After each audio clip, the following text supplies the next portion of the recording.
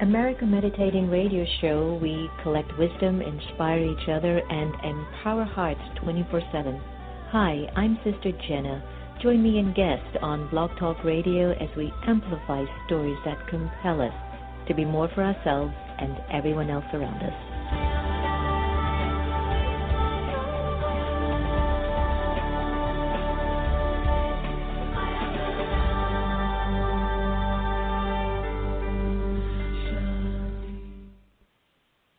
The entire world watched. It's one small step for man, one giant leap for mankind. And humanity saw that the sky was not the limit. Achievement. Pass it on from the Foundation for a Better Life at values.com.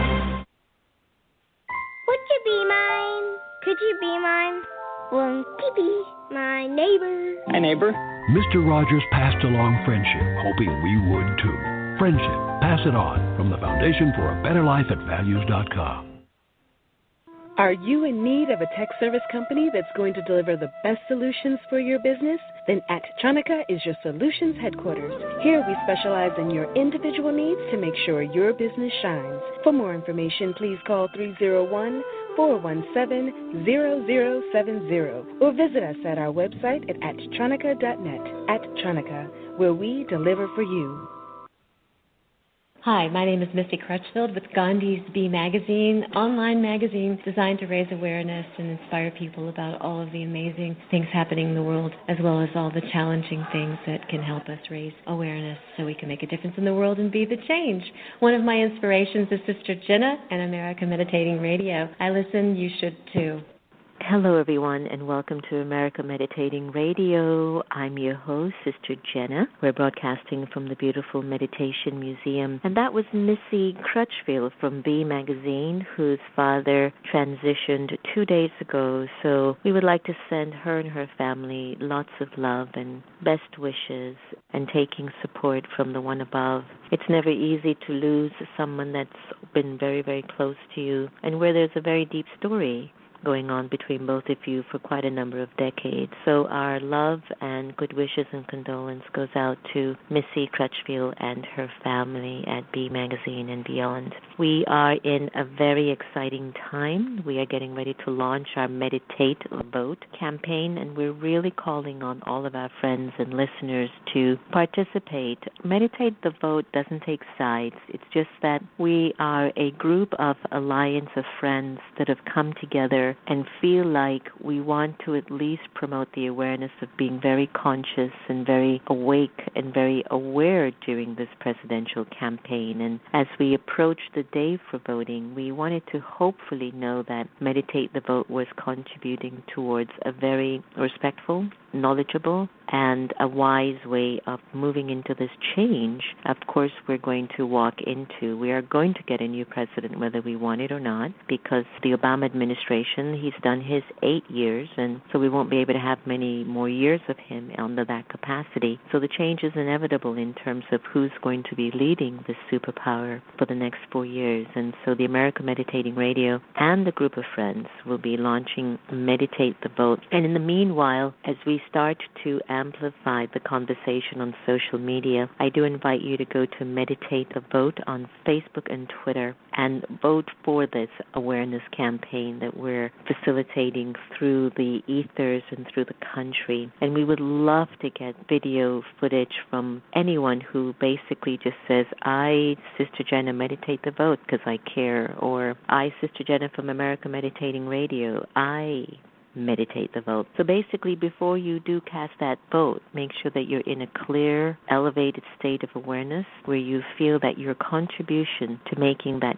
choice is going to help to amplify the goodness of this country and the role in which this country plays on a global level. Stay tuned. We're going to have Joe-di-prisco, and Joe's talking about the world of dementia. And we will be having a chit-chat with Joe as to how best we can understand some of these things, and also he has published books of poetry and much more. Before I get Joe on the line, I would love to take the call to Sister Gita, who will be giving us a special reading for this morning. Sister Gita?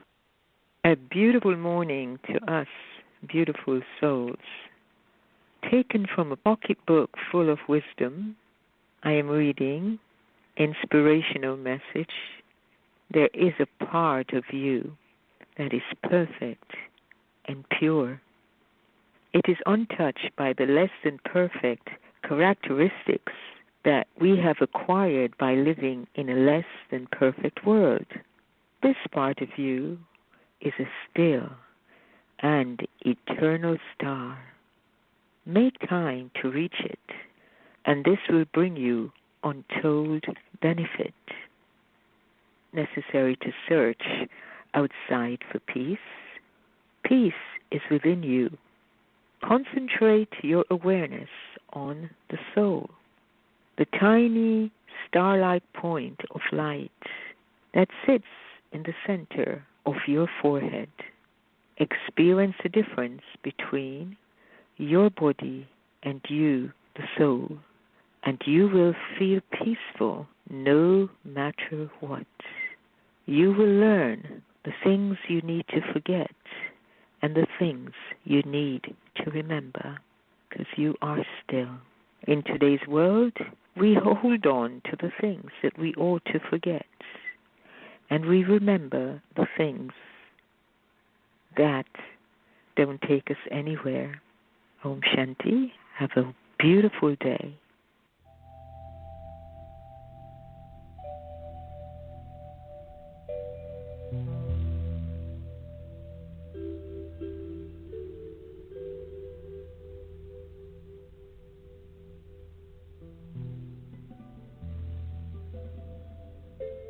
Imagine that you're sitting in a control room, looking through your eyes.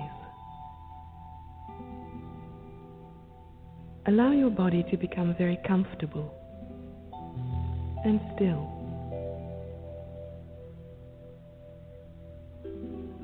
Now, turn off all the switches in the control room to the body.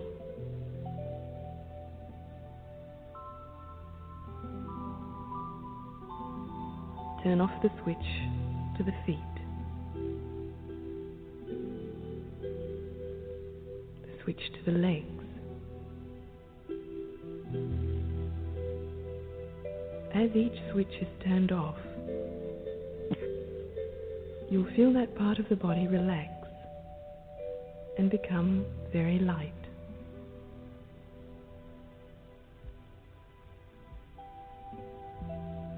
Now turn off the switch to the stomach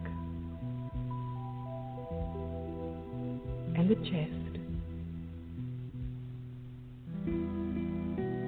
You'll feel your breathing slowing down.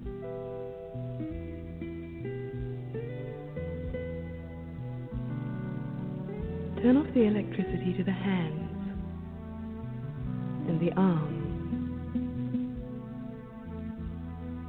And you'll feel all the energy drawing upwards.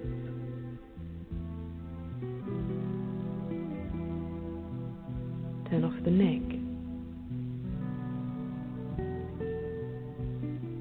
And now, last and most importantly, turn off the switch to the face until the whole engine of the body has come to a standstill.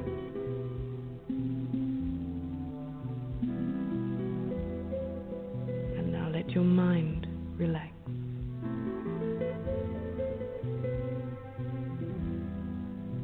Be in the present.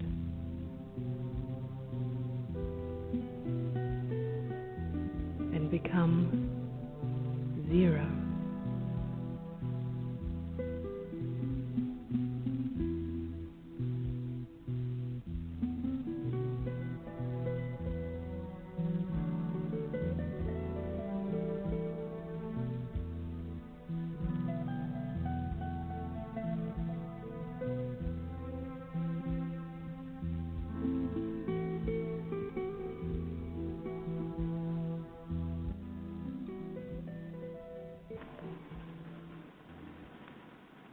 Welcome back.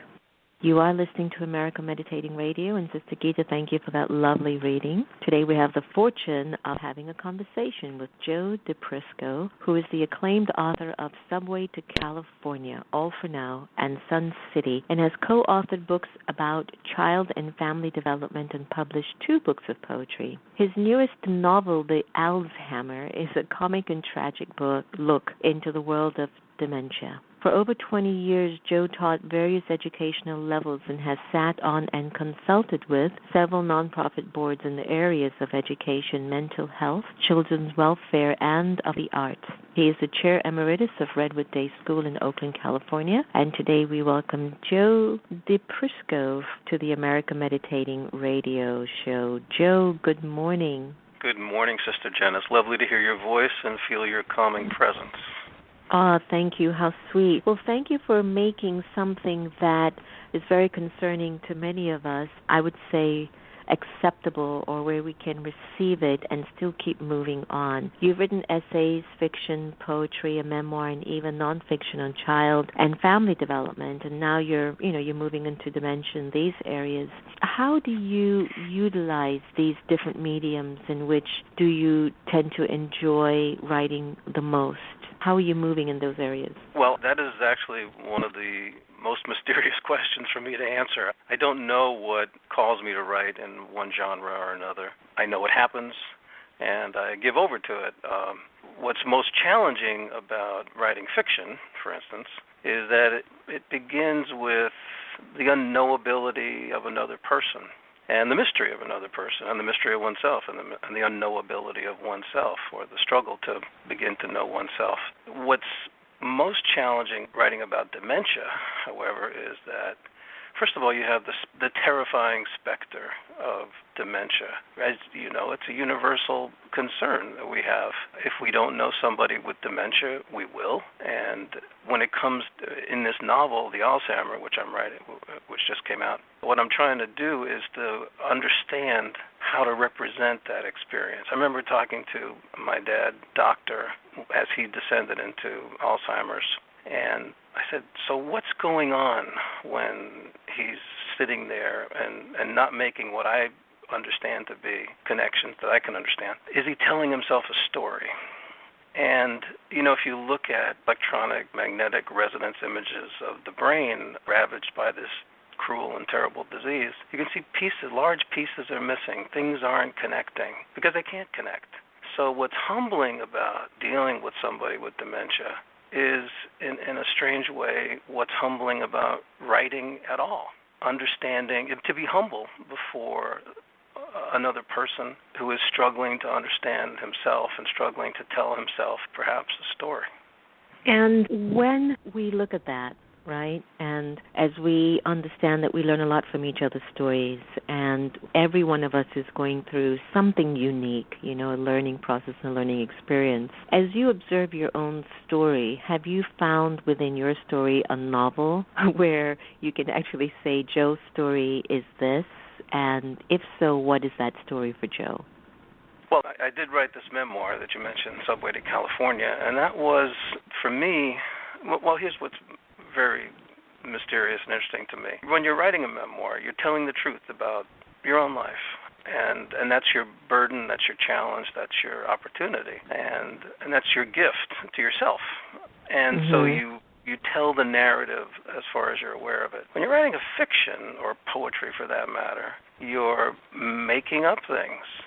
Strange thing, and the wonderful thing about fiction and poetry is that things that are made up are often the truest. These tell us how we can come to terms with what we don't know. So for me, who am I? That's the struggle of my life. As a writer, you begin to, soon enough, you understand there's no lasting satisfaction. You have moments when things work beautifully. And that's, everybody wonders, well, what's the great pleasure? Is it the book coming out? Is it praise? Is it sales? All that stuff is certainly important, and every writer wants an audience. But the actual moment of writing, the moment when things are happening, that's what matters. Yeah. Because you're not even, and you give over to the lives of your characters. There's no character who isn't me.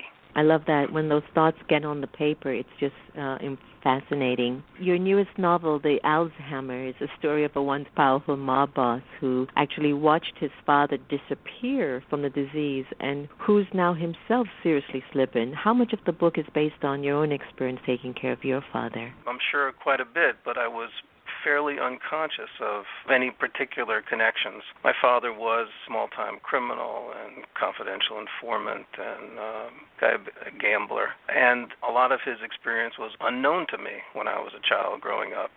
What happened as he got older and he was more dependent on me, I began to find out more and more, and I began to understand. Well, actually, this relates to the last point we're making. When you're writing, you have, and I can't explain why this happens, but you find yourself having more compassion for your characters than you're even prepared to feel. And because you want to represent them in their fullness, because everybody's unknowable, so you find yourself having more compassion. When I was dealing with my father, and as he descended into dementia, it's humbling. You give over. You don't understand. You need to be in the moment of this impenetrable darkness. So that's when I realized that, this is a story I want to tell. This happens to affect a mobster, this dementia. It's about dementia, it's about crime, and it's about maybe not, there's all these so-called mob stories are family stories, and all family stories are stories of mystery.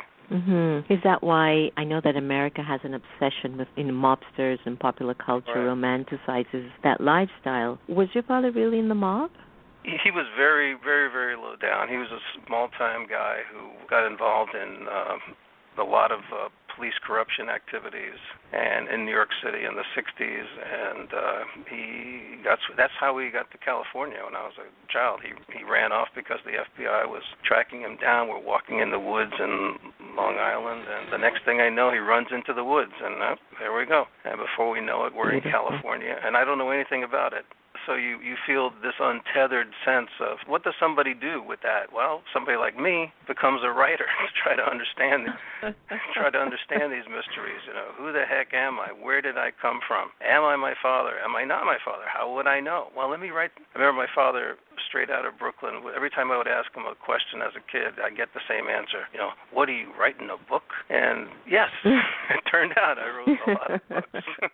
I like that. So tell our audience, what are the 3 things you tell people who are beginning to deal with a loved one who has dementia or Alzheimer's? And why is it important to find the humor in this? Because it's hard to go in front of someone who's known you for 50, 60 years and all of a sudden they can't remember your name. Right. Okay. Well, a few things I think that I found that were very helpful. One is to be humble before the disease. You're not going to put it together. And to be in the moment, to not correct somebody's perception or opinion. He would always ask me, "Where's my wife?" And the mistake to say is, "Well, mom's gone. She's been gone for a long time." That doesn't help. That doesn't help him. That doesn't help you. It's to accept his reality. The other thing is to look for help.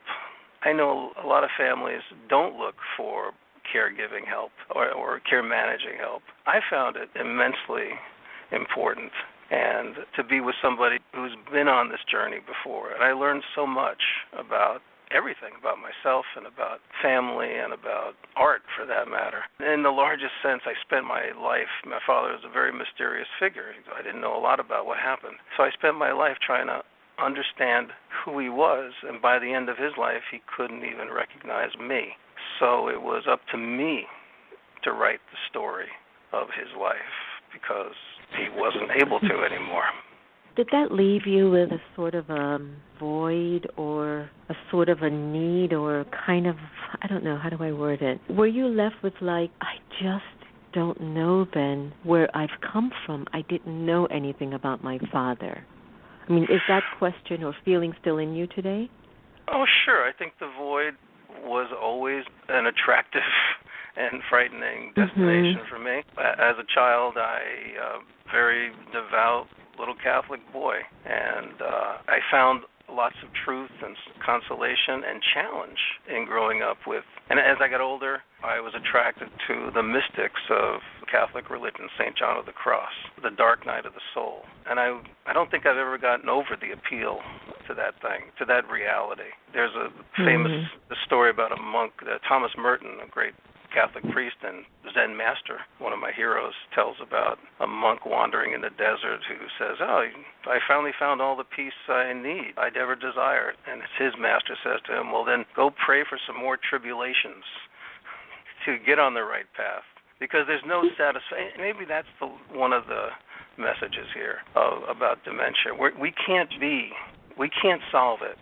It's the unsatisfactions are profound. So we find things to fill that void, and in my case, that was writing stories and poetry.